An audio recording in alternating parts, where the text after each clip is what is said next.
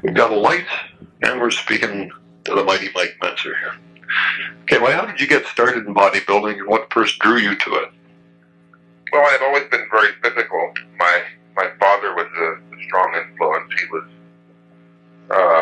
into karate and basketball and sports of all sorts, and it rubbed off. As a young kid, I was always out in the backyard doing calisthenics, and high jumping, broad jumping, jumping over fences.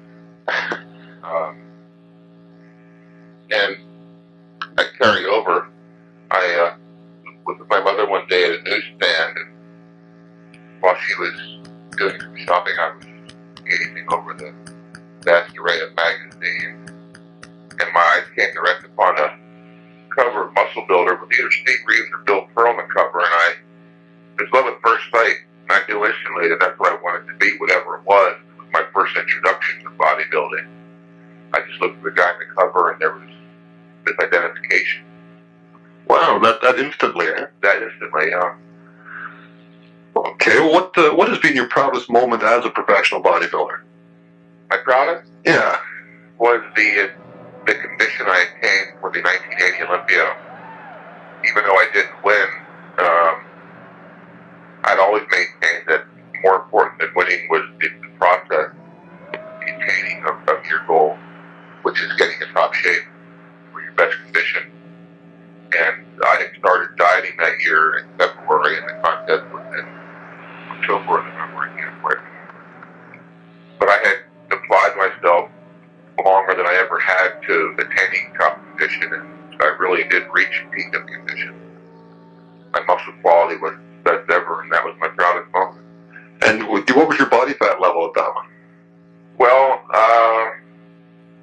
about a month before the show, it was 3.8, and I lost a few more pounds of fat, so I would guesstimate around 3%. That's incredible. It's very low. Yeah. Well, okay, on the other side of the coin, what has been your lowest moment as a professional? Interesting.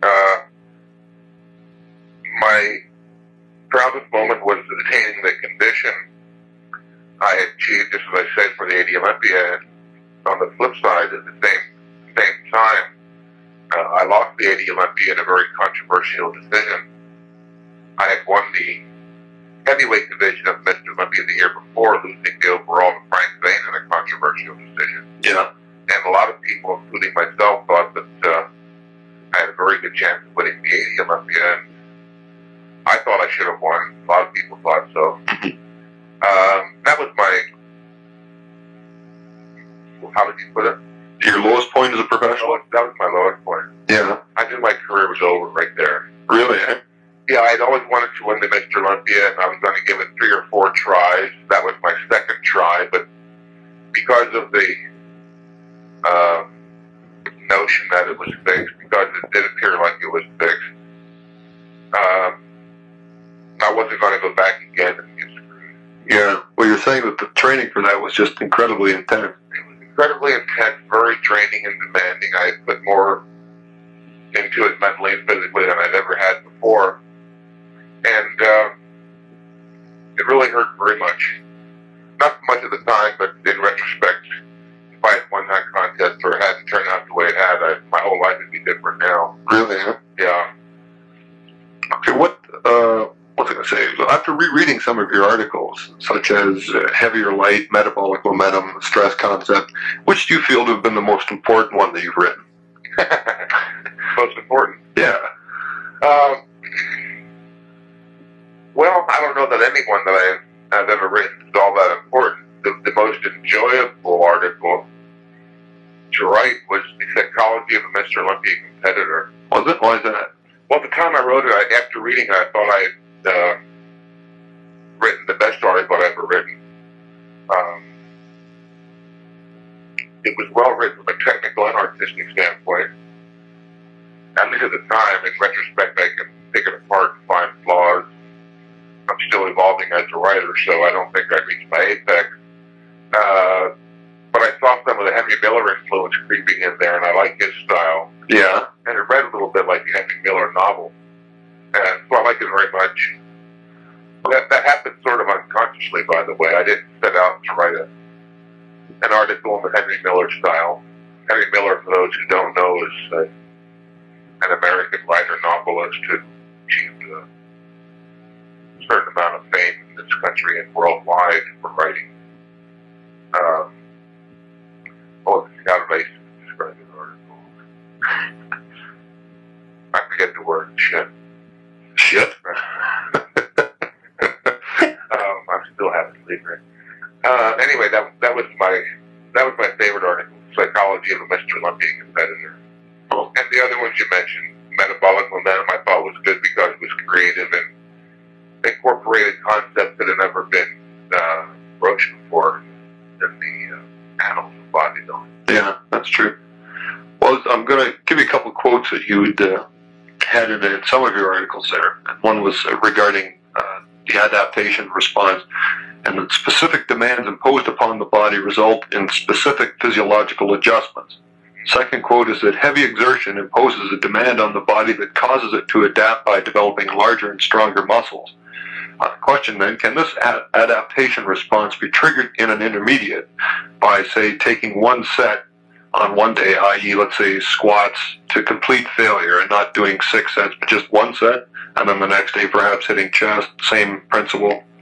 It's like if the demand is that to the point of failure, would that do it, or is that not sufficient sets for an intermediate? Well, it's hard to say.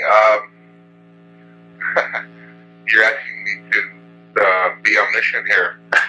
As far as I know, there haven't been any extensive or even any studies done with intermediates using that style of training. What I can say is that an advanced bodybuilder of my acquaintance made very good gains on that style of training. Back in 1983, Boyer Coe and I worked for Richard Jones and Nautilus. And during the 6 months that I was there, Boyer did one set per body part 3 days a week. His daily average workout lasted 17 minutes. When I arrived in Florida to work for Richard Jones, and I saw Boyer, I was surprised because he uncharacteristically let himself get out of condition. He had very little muscle mass in the upper body and very little definition. 6 months later, following this program religiously, he transformed himself and became very large and muscular again. Without steroids, by the way. So perhaps you can't make a general statement and say it's going to work for everybody or as dramatically as it did for Boyer. I think the fact that an advanced bodybuilder was able to make that kind of improvement on a one-set per body part program 3 times a week at least suggests that there's some merit to it. Okay. Well, some publishers have categorized the heavy-duty method as one set to failure, hard on the joints, dangerous, ultimately ineffective. As you've not been around that much recently, these comments have been made without fear of your rebuttal. I was wondering if you'd care to set the record straight. Well, I've never advocated just one set per body. That's another question now too. I never remember you saying that, but that's what they're putting those words in your mouth. Yeah, I've never advocated training as heavy as possible just for the sake of heavy training. A lot of people still confuse heavy duty with just heavy training and high intensity training. And high intensity training can be very low force training where there's very little stress on the joints or relatively low stress on the joints. A lot of people say things about heavy duty training based on hearsay and not having read my book's articles. So I don't put much stock in what they say. No, well, good for you. I'm always open to the logical argument and reason, of course. I never even suggested that I had the final word or go ask for it on bodybuilding. If someone was able to logically prove that the conceptual framework that supported heavy duty was somehow an error, I'd be more than ecstatic even to learn about my mistake. Yeah. I'm more interested in the truth than being proved right or wrong. Okay, well, after a prolonged layoff, you're now starting back into serious training. How long do you think it will take you to get back into peak shape, and what will your routine or routines be, including, the cycle from intensity to days per week to exercises, sets, and reps be? Well, that's an interesting question, John.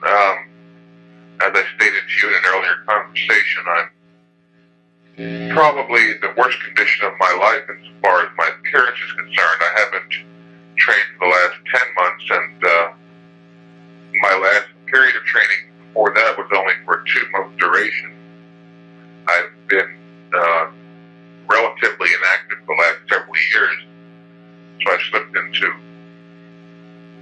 again, a very out of condition appearance. I just started back training on February 25th at Gold's Gym on a typical heavy-duty routine. It's going to be a 4-day-a-week split. In my first workout, I trained my chest, shoulders, and triceps using free exhaustion, about 4 to 6 sets of body parts. Of course, my work capacity and strength were way down, so the intensity may not have seemed as high to an outsider as they might have expected from this heavy duty, but again, it's going to take a while to get back into the condition where I can achieve that kind of intensity. So that was chest, shoulders, triceps, and your next workout would be back, biceps, and... Yeah, hold on a second. Sure.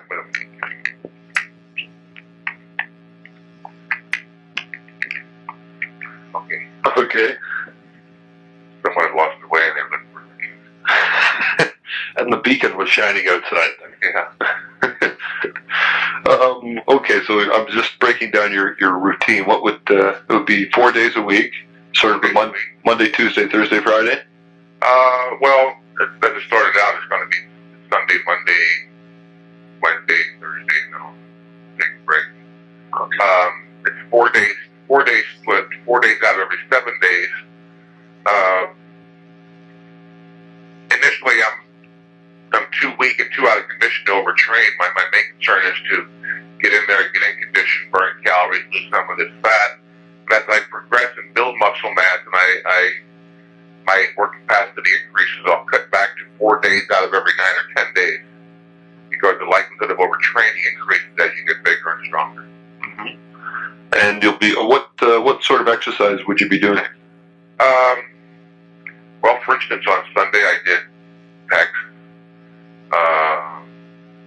cable crossovers for pecs, and incline presses. For delts, I did Nautilus laterals and bent over laterals. For triceps, I did tricep press downs and tricep extensions on Nautilus. Then yesterday for back, I did Nautilus behind the neck torso, followed by close grip underhand pull downs, followed by 2 sets of rows. After laps, I did traps, shrugs, followed by upright rows. After back was over, I did biceps. On biceps, I did Nautilus curls exclusively. Let's see. After arms, I went to legs, and I did leg extensions, followed by leg press and leg curls. On the compound leg machine? Yeah. That's a killer, isn't it? Oh, yeah.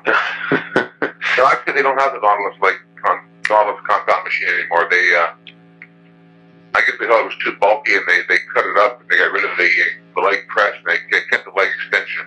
Oh, that's too bad. Yeah, so I had to use the regular upside down, lay on floor. Well, you were when you were training, I guess back in the 70s, you were using some pretty monster weights on virtually every exercise, but I'm thinking leg press specifically. You had about 1,200 pounds or something. Yeah, I got 1,200 pounds. I don't plan to go that high again necessarily, unless start getting in condition and become more motivated. Right now, my primary goal is to get back into reasonable shape and feel better about myself. But if I find that in so doing, I kindle that motivation that perhaps might lead to a peak condition, I'll try to do it. Will you be including aerobics in your training, or? Not right now. No. Like I say, my body fat is up higher than it's ever been, and I'm, at the moment, more highly motivated to lose that than to build all the muscle mass. So later on down the line, in the next month or two, I'll incorporate some bicycle riding, perhaps, to increase my daily activity quotient, continue burning calories as I lose that. But at the moment, no, I'm just training. Okay. Will you be coming up with any new courses along the heavy-duty line? It's a possibility. It's been suggested, and I thought about it myself. Again, as I get back in shape and perhaps some new ideas crop up, I'll incorporate them in a new course or two. I probably will. Yeah. Okay. I was wondering if you could prescribe a routine for our intermediate bodybuilding readers. We're trying to put on some serious muscle, as they say. Well, the routine that I just outlined for myself is good for intermediate. Mm-hmm. Incorporating pre-exhaustion, training to failure, force reps. I would just suggest that no matter what methods you use, you don't do more than 4 to 6 sets of body part. Use very good form, strict form, train to failure, use force reps occasionally, and don't overtrain. If the formula that Arthur Jones advocated was train intensely, briefly, and infrequently. That is, not too frequently, so that you don't exceed your body's ability to overcome the exhaustive effects of exercise, and that you have enough recovery so it's left over for growth. Okay, and what, just to get back to the training here, because you've been renowned for numerous innovations in training, but certainly your arms have been the focus of a good part of it. And I was curious as to what your most effective arm routine was. Well, most effective arm routine. There was nothing special. It was, the results are usually linked primarily to motivation and your willingness to apply yourself 100%. My favorite exercises are Scott curls, Nautilus curls, and concentration curls for biceps. My favorite exercises for triceps are press down, Nautilus extensions, and dips. Although I can't even do dips anymore because of my right shoulder. What'd you do to your shoulder? Back in 1971, I dislocated it doing dumbbell flies, and it was a manageable injury during the 70s and early 80s, but the last couple of years, the joint is undergoing some kind of progressive deterioration. I don't know exactly what it is, but it causes me considerable pain in my chest exercises as well, and I'm finding that a little bit difficult.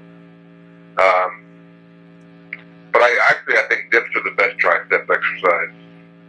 It's also the best overall upper body exercise. I call it the upper body squat. Oh, really? The dip? Yeah. Yeah, very good exercise. But again, the formula is brief training, intense training, and frequent training. Young bodybuilders reading this should be cautioned against doing too many sets on too many days for all body parts. Their enthusiasm is often a hindrance. They're so willing and able to train marathon style to acquire muscular physique that they often overtrain. I train in goals when I do train, and I see this is probably the most pervasive mistake of all bodybuilders, including advanced bodybuilders. They grossly overtrain. I was speaking with your former idol, article when you're growing up, Bill Pearl, the other day, and I was completely shocked at his training approach, which is like 2.5 hours a day, 7 days a week. And I thought, this is the guy that was dispensing advice to you when you were growing up. Yeah. Was it the same sort of thing he was telling you? Well, and did you progress on that sort of thing? no, I didn't.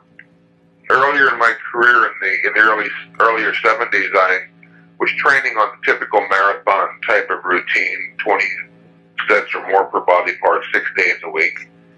And I hit a plateau in my progress, which I couldn't overcome doing the 20 sets per body part.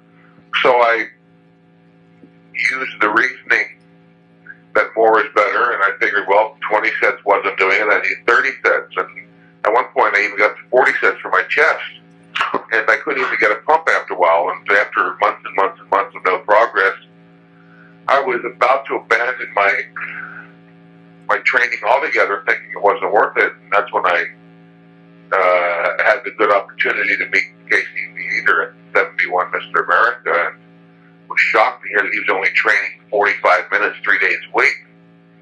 And then the subsequent phone conversations with Casey and his mentor, Arthur Jones, I learned the theoretical framework and embraced it intellectually, and that made it easier to do in the gym, and of course went on to become a strong advocate and proponent of high-intensity training, which is what we've been talking about. Yeah. We've also single-handedly led bodybuilders away from, their aberrant dietary training practices. How did you first hit upon the discovery of prolonged recovery periods and breaking out of viewing training within the 7-day confines of the Gregorian calendar? Well, it was back in 79 or 80, my brother and I were training together for contests, and we were training extremely intensely, using heavy weights and training to failure with negatives and force reps. And I remember it was on a Tuesday morning after a very heavy Monday workout. Ray and I met in the gym as usual.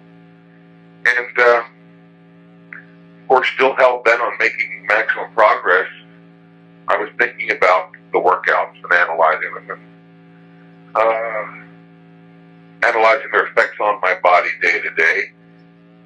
And I said to my brother, Ray, how do you feel today? And he like me, was exhausted, still having not fully recovered from the Monday workouts.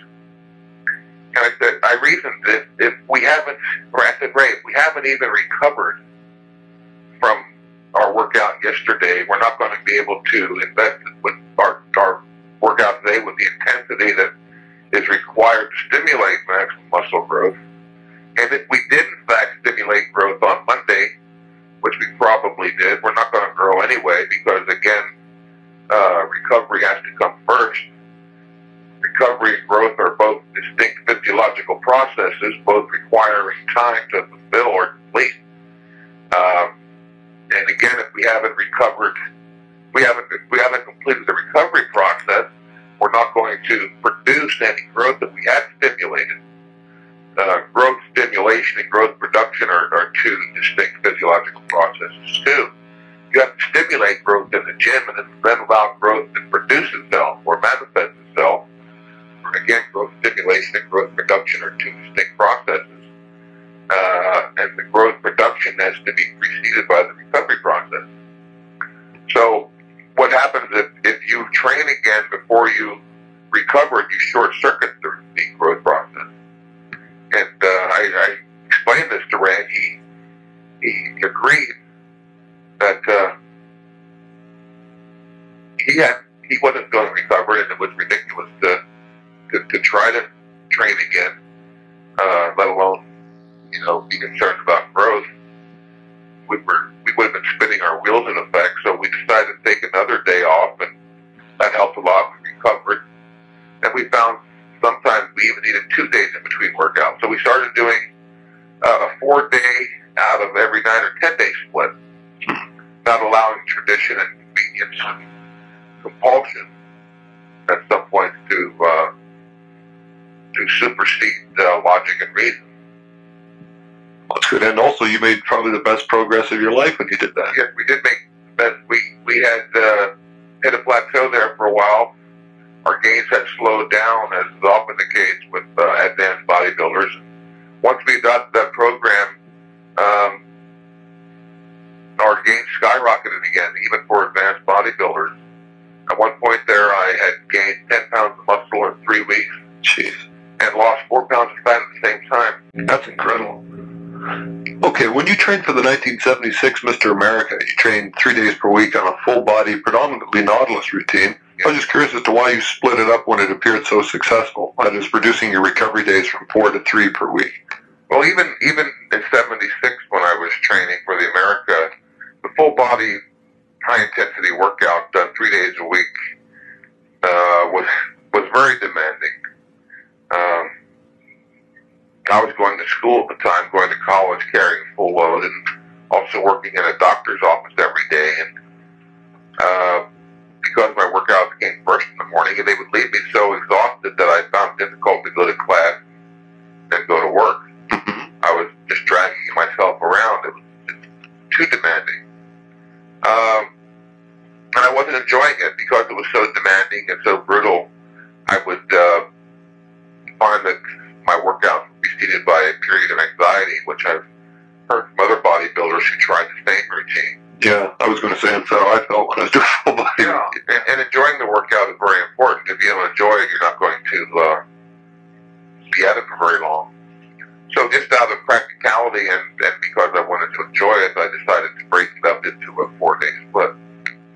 And that proved to be every bit, if not more, as successful as we're on. Okay, let's see where am I here? Okay, I was here. I lost my place. Why is the leading high-intensity advocate? Have you never towed the high-intensity line of just one set to failure per body part for advanced gains? Well, as I talked about earlier for the intermediates, aside from the study done with Boyer down there at Nautilus, and it was a scientific study, I don't know of any other studies, formal studies that have been done, so I can't comment on it extensively. Yeah. But watching Boyer make that progress steadily and continuously for 6 months, I think there's something to be said for it. Yeah. Would you ever try it, do you think? Or? Well, Boyer subsequently abandoned it in part because he enjoyed multiple set training. Yeah. And again, there's something to be said for the joy factor. True. Yeah. And once I attained a peak of condition and my schedule proved more demanding at times, I'll probably adopt that kind of training. Yeah, this would be interesting to see how that works with you as well. Yeah. That'd be an interesting experiment. I know darn well that from past experience, when I have been busy and I've been forced to reduce the sets, that that kind of routine would at least be a maintenance routine. Yeah.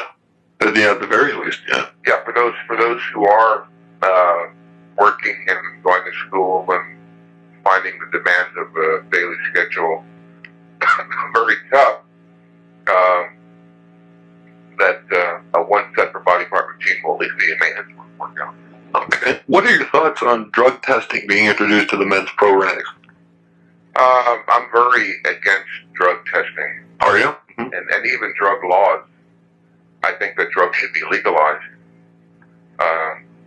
I believe very strongly in the notion that I was born a free, independent individual, and I should be able to take anything in my body that I want to, mm-hmm. even if it kills me. It's my business. Right, I agree with that. The government has no business sticking its nose into private affairs, and I'm very, very much opposed to it. I think that the effort to get bodybuilding into the Olympics, which ostensibly is the reason for the drug testing, is futile. Well, bodybuilding will never become accepted as an Olympic sport. Why do you think? Because of the subjective nature of it, or? It's very subjective, and subjectivity leads very strongly to nationalistic feelings. And the people who run the Olympics, from what I've been told, are concerned about taking sports on any more that might lead to fights. Again, bodybuilding with a very subjective nature. lead to that sort of thing. Well, given your laissez-faire perspective on the drug testing element, would you, just in your own opinion, would you like to see the drugs continue to be in it, or do you think they're necessary? They've been overrated and over-maligned, probably. Well, I think even your question is superfluous. I understand the reason for asking it, considering the moral climate in bodybuilding right now concerning drugs. But I don't think it's anybody's business. I really don't care. Yeah. I've always maintained that it comes down to a very personal decision. When one adds to seminars or through the mail whether or not individuals should take drugs, I typically respond, I don't want any part of that. That's your decision. Right. I arrived at my decision personally, having reviewed the literature and thought about it in reference to my career and goals. That's what each individual has to do, and I don't want any part of that. I've got enough of a hard time taking care of my own life. I'm not going to make decisions for other people. No, well, good point. Okay, how important do you think genetics are in bodybuilding? Genetics and bodybuilding. Well, I'm the one who really started writing about genetics back in the late 70s, early 80s, and I think raised the bodybuilding consciousness as to the importance of genetics. Genetics are very important. But I don't want to, I think perhaps they were overemphasized at various points. And the notion that you have to have good genetics to achieve a championship physique has demotivated some people. It's very difficult to accurately assess your genetic potential.